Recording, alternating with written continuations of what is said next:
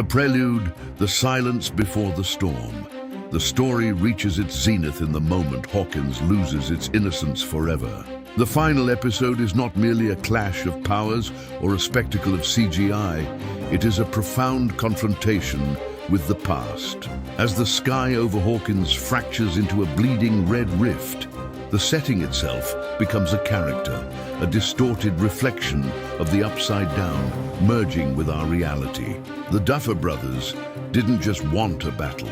They sought a psychological reckoning between Eleven and her original tormentor, Vecna, Henry Creel. Chapter 1, The Architecture of Memory. At the heart of this narrative lies the mindscape. As Eleven stands in the dark void of her subconscious, the analysis reveals that Vecna is more than a monster.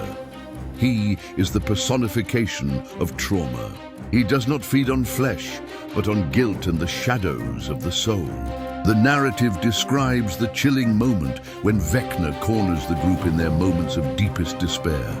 Nancy and Steve lost in the shifting woods, Mike and Will trapped in the suffocating tension of the van. The finale is masterful at making the audience feel that hope has finally expired. However, as in classic literature, the light emerges from the weakest point. The analysis proves that Eleven's power in this finale did not stem from anger, as in previous seasons, but from quiet love. When Mike finally confesses his love, it isn't just a romantic trope. It is the anchor that pulls Eleven back from the edge of oblivion. Chapter 2, The Will Byers' Prophecy, The Closed Circle. No novelization of this episode is complete without pausing at Will Byers. Analytical drama insists that the series began with Will and must end with him. We see Will feeling that familiar, agonizing sting at the back of his neck, the cursed connection that never truly severed. The narrative portrays a silent confrontation between Will and his destiny. He has to choose, survive for himself or become the radar that guides the killing blow to Vecna, even if it means tearing his own soul apart. Here we uncover a haunting truth. Vecna and Eleven are two sides of the same coin, and Will is the bridge between them. Chapter 3, The Bitter Ash of Victory.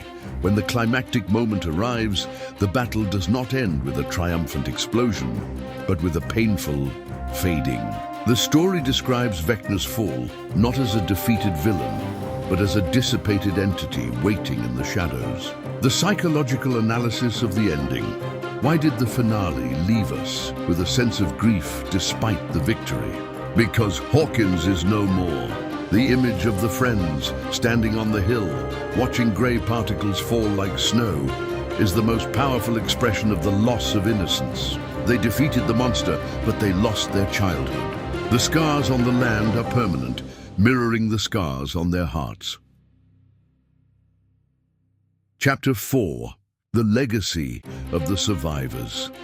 The final chapter of the narrative traces the fates of the characters. Dustin, who carries Eddie Munson's legacy with a shattered heart, proving that a hero isn't always the one who wears a cape, but the one who refuses to run. Max, who remains in a state of limbo between life and death, a symbol of the wounds of war that never truly heal.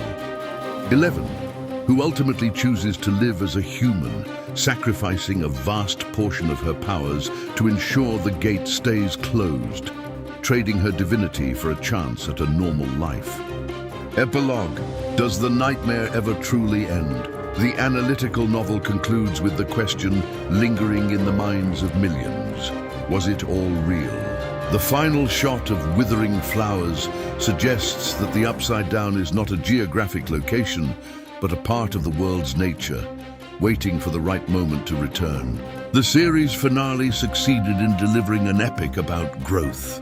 The monsters were merely a test of the durability of friendship. It reminds us that while we can defeat the Vecnas of our lives, we can never go back to being the children we were before the first gate opened.